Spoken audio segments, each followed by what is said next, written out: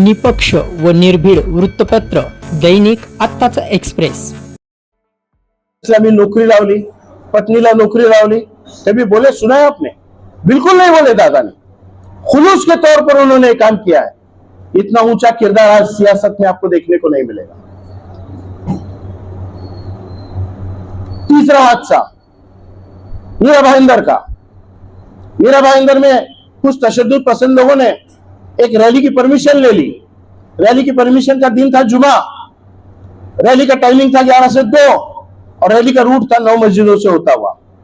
अब आप बताओ, जुमा के दिन इस वक्त पर इस रूट से रैली निकलेगी तो रैली किस लिए निकाली जा रही है, उस रैली की नीयत क्या है, ये तो पहचानने के लिए ज्योतिषी की जरूरत नहीं।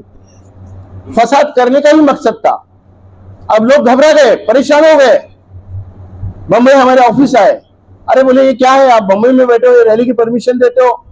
मैंने बोला भाई घबराते क्यों हो, आराम से। बोले नहीं ये क्या बराबर नहीं है, ये रैली निकलेगी तो फसाद होगा, ये होगा त्यो होगा। अबे घबराते क्यों हो, हम जाएंगे दादा के पास, क्योंकि दादा ने हमें लफ्ज दिया है, हमारी हिफाजत का जिम्मा दादा ने लिया है। हम पहुंचे दादा के पास।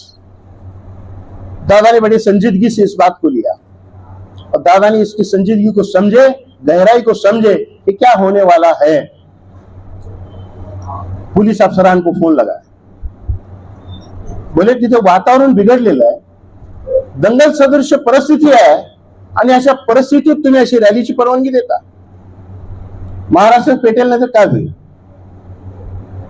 सामने से आवाज आई, हम रैली की परमिशन दे नहीं रहे थे, ऊपर से किसी ने हमको प्रेशर किया और इसलिए हमने परमिशन दी।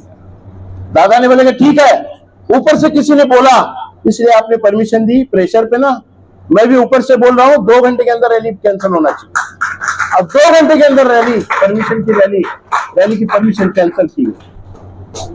आप मुझे बोलो दादा ने ये नहीं सोचे कि रैली की परमिशन देने वाला भी मेरे बाजू में बैठा है, परमिशन देने वालों का ख्याल तो वाला भी बाजू में बैठा है।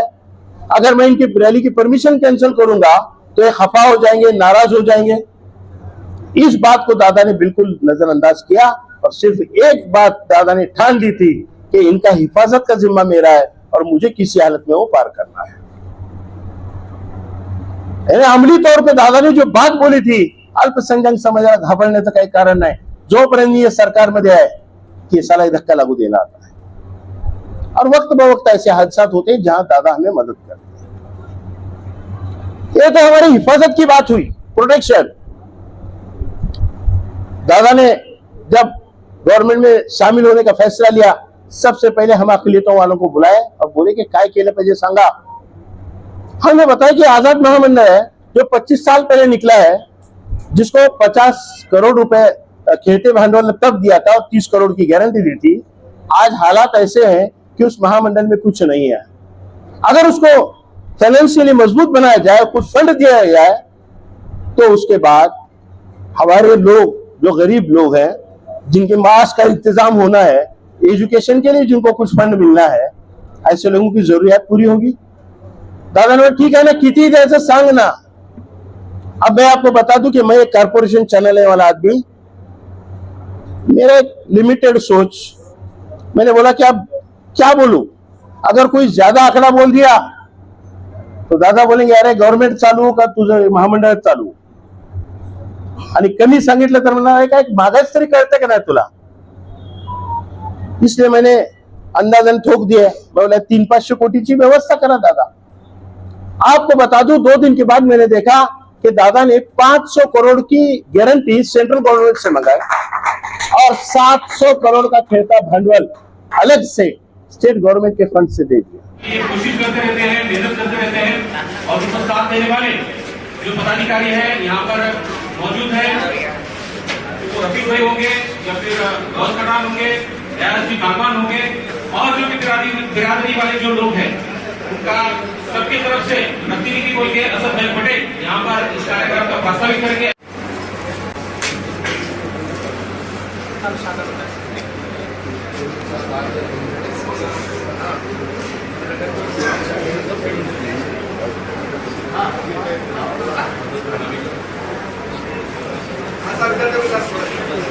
एक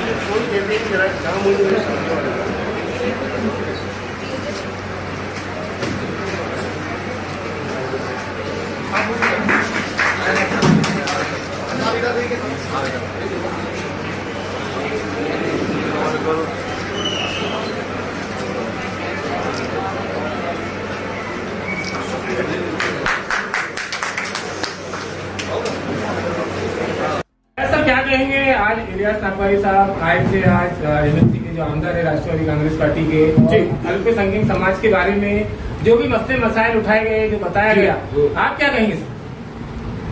मैं राष्ट्रवादी पार्टी में आज मुझे 26 साल हो गए और मैं शुरू से 10 जून 1999 से अजीत दादा के साथ हूँ।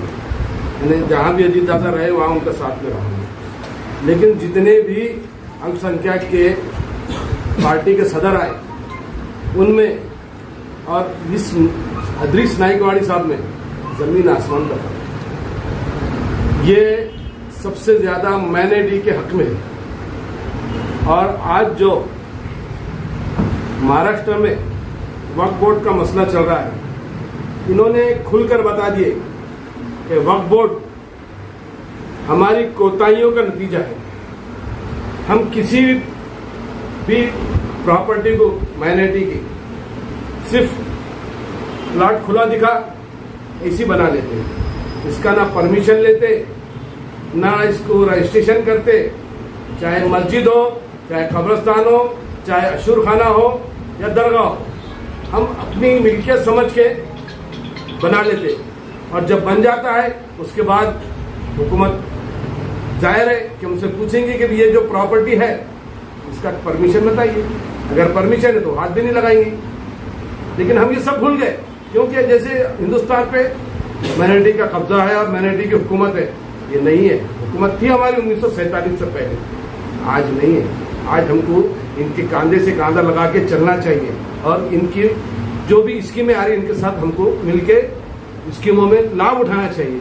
इन्होंने जो बताया कि हम जहां भी मस्जिद बनाएंगे या कब्रिस्तान या दरगाह या ससुर खाना, सबसे पहले उसका मेजरमेंट लो और उसका रजिस्ट्रेशन करो और रजिस्ट्रेशन और परमिशन के लिए फाइल डालो।